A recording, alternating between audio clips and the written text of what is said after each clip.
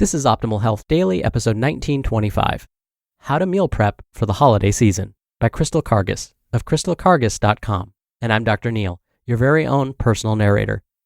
Hey there, happy Saturday and welcome back to Optimal Health Daily, or OHD, where I act as your narrator of popular health and fitness blogs, and always with a bit of my commentary at the end. Now don't forget, we have a bunch of shows covering a bunch of different topics. Just search for Optimal Living Daily in any podcast app to find them. All right, so Halloween is behind us, which to me means I now have permission to put up all of my holiday decorations and start playing holiday music. That's just how I roll. Hey, it's my favorite season, and I have to soak it all in before it's gone. But that also means it's going to be a lot more challenging to eat balanced, nutritious meals for the next couple of months. So let's hear what suggestions today's author, Karges, has for us as we get right to it and start optimizing your life. How to Meal Prep for the Holiday Season by Karges of crystalkarges.com. The sheer volume of food around the holidays can feel overwhelming, especially if you're the one preparing and hosting. Ideally, you want to maximize your meal preparations ahead of time so you can be spending more time with the ones you love. Whether you're planning for a simple holiday dinner or needing to feed a crowd over a few days, planning ahead is key. Here are some simple steps you can follow when planning out your holiday meals to be as efficient as possible in the kitchen. 1. Map out your meal plan. Having a written plan of what you're serving and when can help you better visualize what meals you need to prepare for. You don't need anything fancy for this. A simple piece of paper and pen work great. Depending on how frequently you grocery shop, your meal plan may include a few days or a week or more.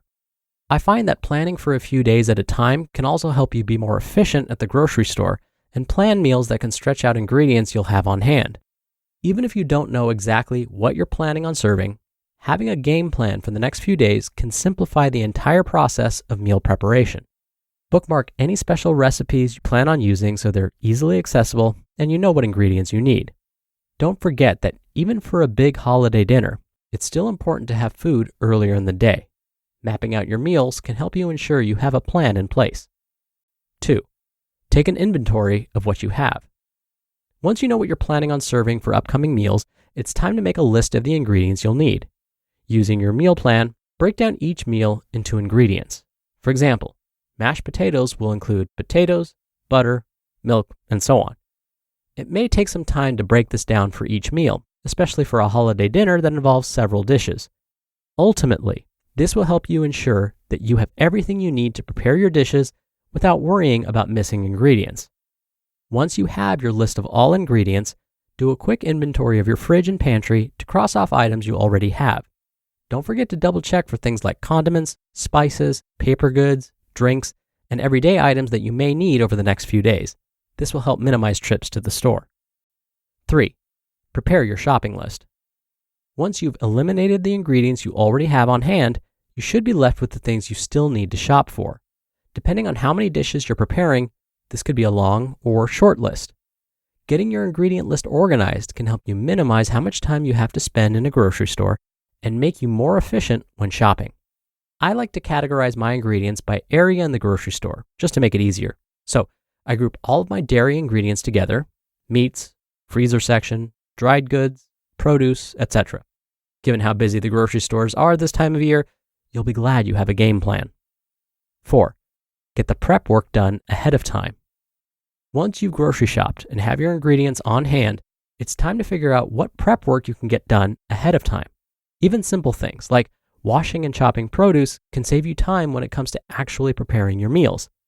Always double check any recipes you're using to see if anything can be done ahead of time. This might include preparing salad dressings and storing for later use, roasting vegetables, making dough, and so on. Some entire dishes can be prepared ahead of time and kept in the refrigerator until needed. Carving out some time in the day or two before the holiday for this kind of meal preparation can cut down on how much you'll need to do for the big day. 5. Delegate and ask for help. Whether you're cooking an entire meal or just a dish or two, always figure out what you can delegate when possible. Even if you prefer to do all the meal prep and cooking yourself, you can still delegate other tasks that will need to get done, like setting the table, plating appetizers, and so on. Figure out what you would prefer to focus on and recruit help for other tasks and responsibilities. Many family members are willing to jump in, and knowing what you need help with ahead of time can make the whole process smoother for everyone. And 6, take time to eat and enjoy. Most importantly, be sure to take the time to actually share your meal with your loved ones and enjoy fellowship over good food. When you're busy preparing dishes and cooking all day, it can be easy to forget this. Be intentional about partaking with the ones you love and savor all the special memories that the holiday season brings.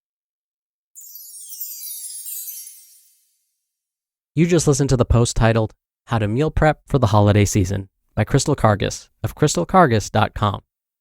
Dr. Neil here for my commentary. If you've listened to this podcast for even a few episodes, you've probably realized that I'm a huge fan of making simple changes to help us create long-term habits. Crystal said that even simple things like washing and chopping produce can save you time, and I completely agree. Imagine you come home after grocery shopping and are so happy because you bought a bunch of fresh produce that you're going to eventually use.